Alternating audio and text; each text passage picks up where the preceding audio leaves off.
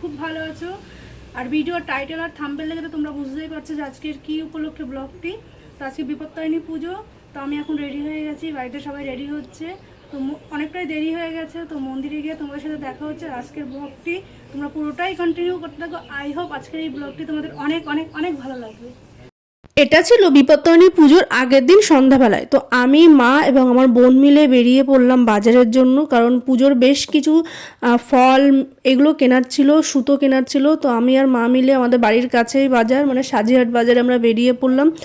আমি, মা এবং বোন মিলে মাসিদের বাজার, দিদার বাজার, আমার মায়ের এবং মানে আমাদের চারজনের বাজার করার জন্য। মানে বেশি কিছু তো না, শুধু ফলটাই কেনা হবে।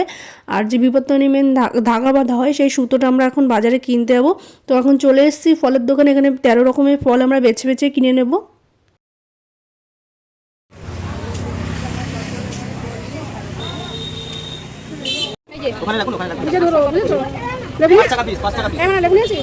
লেবু না, আচ্ছা এক রকম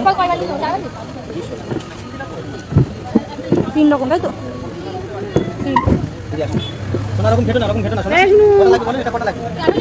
ওটা এটা সব কত করে? 3 4 5 রকম, তাই তো? 5 রকম তো 6, তাই তো?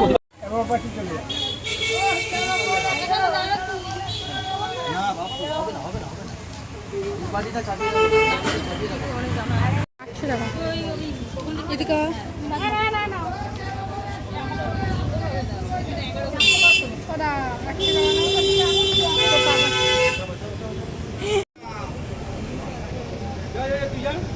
হয়েছে ব্যাগ আছে না, বড় ব্যাগ নিয়ে এটার মধ্যে কি এটা ছোট আপেল এটা দে।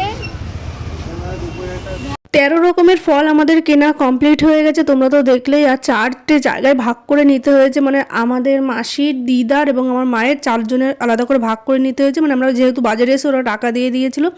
তারপরে পান সুপারি কিনেছি, তারপরে চলে এসেছি ফুচকা খেতে, যেহেতু নিরামিষ খাবো। আর আমার বোন শ্রাবণ মাস পালন করছে, মানে সোমবার করে, সোমবার না পুরো মাসটাই নিরামিষ খাবে। তাই এসেছিলো যে মিয়ামোর থেকে আমাকে ভেজ কিছু পেস্ট্রি কিনে দে, তো ওটাই ওকে কিনে দিতে এসেছি এখন। আমি কেক খাবো না, তুই নে।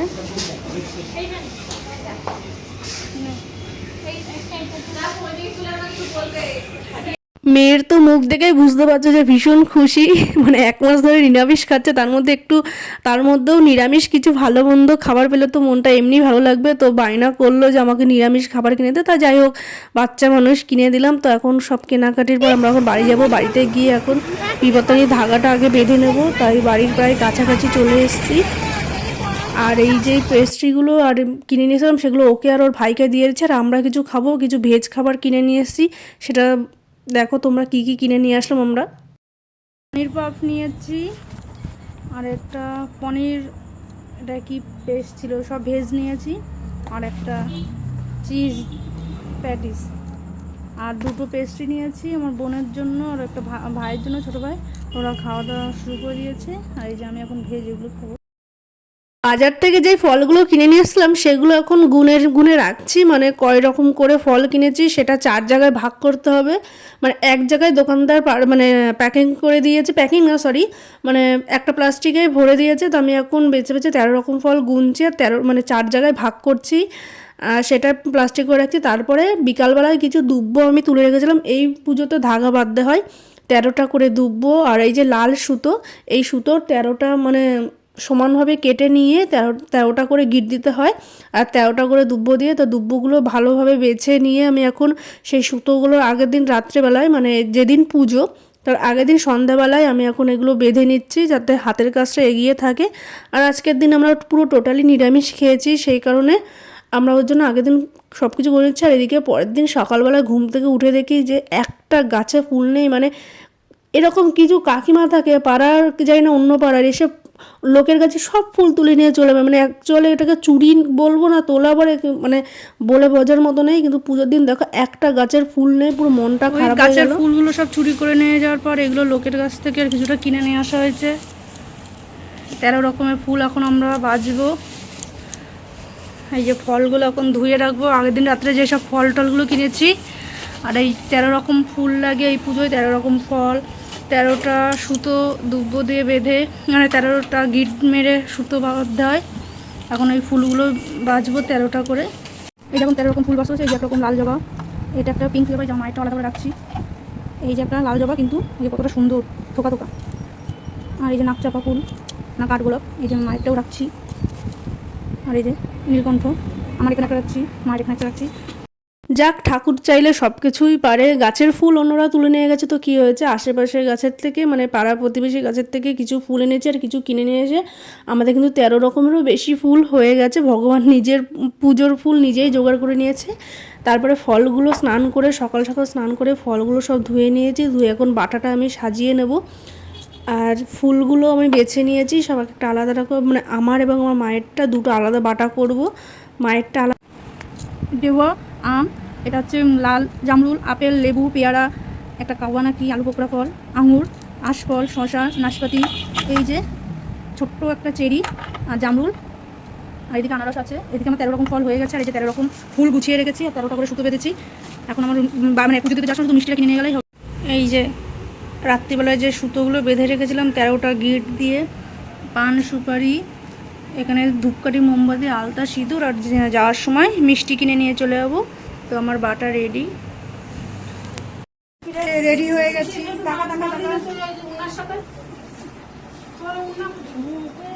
ব্লগে সব এডিট করে দেবো।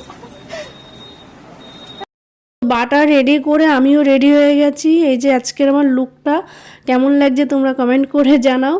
আর এদিকে পুরো লুকটা তোমাদের সাথে শেয়ার করছি যা কেমন লাগছে। এই শাড়িটা আমি বিবর্তনী পুজোর জন্যই আলাদা করে কিনেছি অনলাইন থেকে। তোমরা চাইলে আমি লিঙ্ক কমেন্টে দিয়ে দেবো।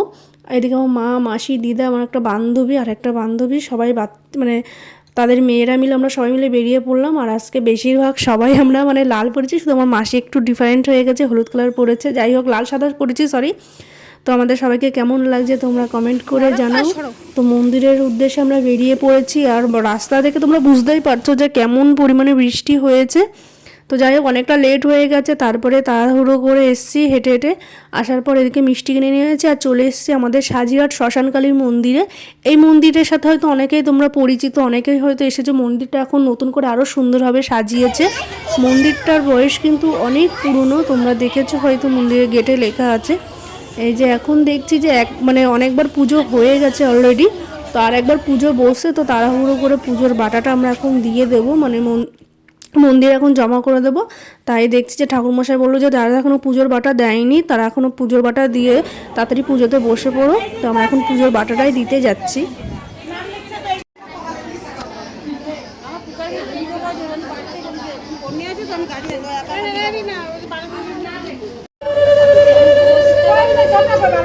আমি দিয়েছি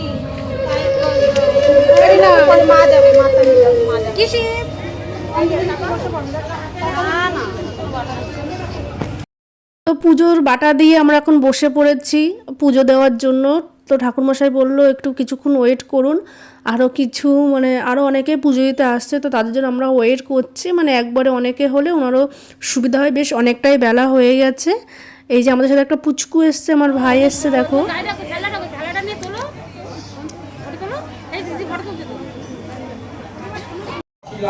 तेजो शांतरं तेजोगा सदाश परिवृतां श्रीकां श्रीकां हि भगवते जयतुनाय सर्वमदामले दिवसवामे सामि विसरिनं कामति कोटि नारायण चमस्तं श्रीविष्णुनाथनं शक्ति भूतस्ना पुरमनास्ते गुणवाय नारायण।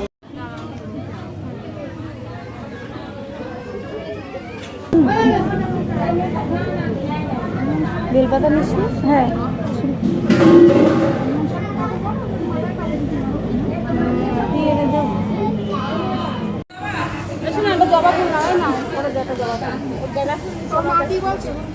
বলছে ও জ্বালাতন করছে না দেখি।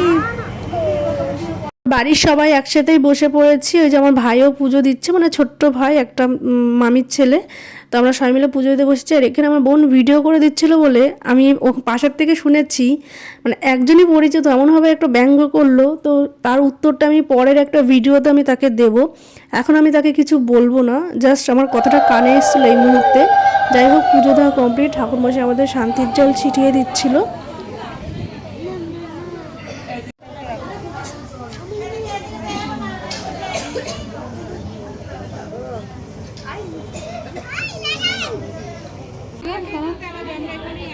দূরে যা পিছনে ঘুরে যায়।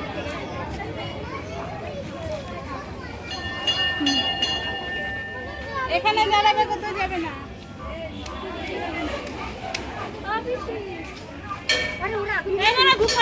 তো শেষে আমরা এখন মানে আমাদের মাকে আরতি করে নেব। আমার আরতি করা হয়ে গেছে।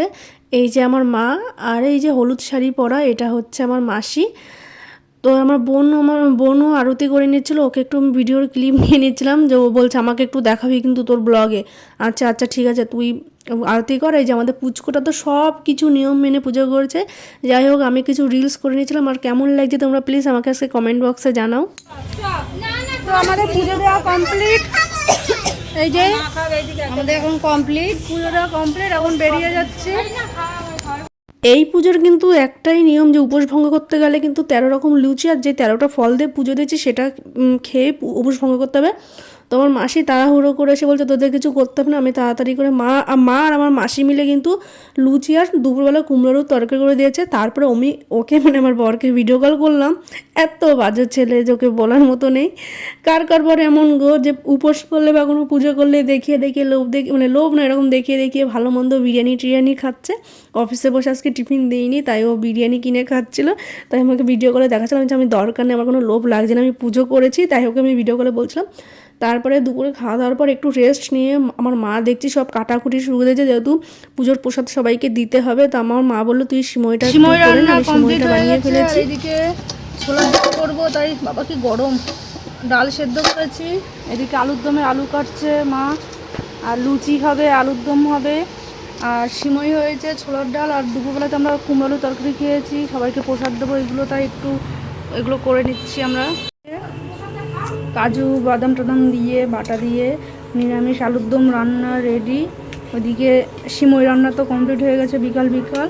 আর মাছ এগুলো সব রান্না কিন্তু মাই করছে। এইদিকে যে ছোলার ডাল রান্না কমপ্লিট, আর এই যে মা ময়দা হচ্ছে। এই যে রাতের মেনু, বিবর্তনী পুজোর প্রসাদ সবাইকে পার্সেল করে দিয়ে এসেছি। আর বাড়িতে আমরা সবাই মিলে এখন খাবো। আলুর দম করেছি, এদিকে লুচি ভেজেছি, আরও ভাজবো। আর এই যে ছোলার ডাল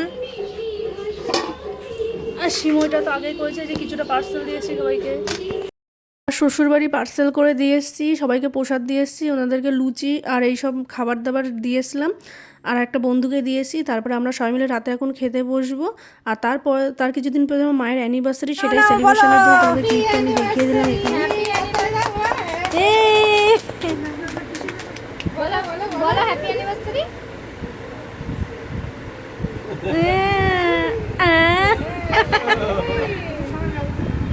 আগে তোমরা দুজন খাও। খাও আবার খাওয়াই দাও, মারে খাওয়াই দাও। আরে তো মারে খাওয়াই দাও। প্যাকেট আছে। আগে মারে খাওয়াতে হবে। না তোমরা খাও, আমরা কেটে দেবে। আর তুমি খাও।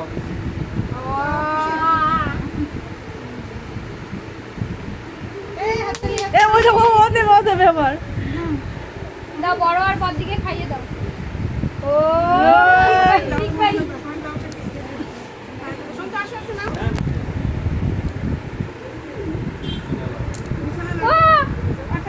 তো তোমরা তো দেখলে বিপত্তানি পুজোতে আমরা কি করেছি। ওদিন লুচি টুচি সব কিছু খাওয়া দাওয়া কমপ্লিট রাতে, মানে সকাল থেকে একটু ব্যস্ত ছিলাম। আগের দিন রাতে যে বাজার করেছিলাম পুরো ভিডিওটা তোমাদের একটা ব্লগের মাধ্যমে তুলে ধরলাম। আর তার পরের দিন মানে 21শে জুলাই, মানে পরের দিন না, তার বেশ কিছুদিন পরে 21শে জুলাই ছিল আমার বাবা মার অ্যানিভার্সারি। তো অ্যানিভার্সারি সেলিব্রেশন করে আমরা বাড়িতে চলে আসলাম ওই দিনে। তো ভিডিওটি এখানেই শেষ করছি। দেখা হচ্ছে নতুন একটি ব্লগের সাথে। সবাই ভালো থাকবেন, সুস্থ থাকবেন। আর ভিডিওটি ভালো লেগে থাকলে প্লিজ লাইক, কমেন্ট, সাবস্ক্রাইব এবং শেয়ার করতে ভুলবেন না।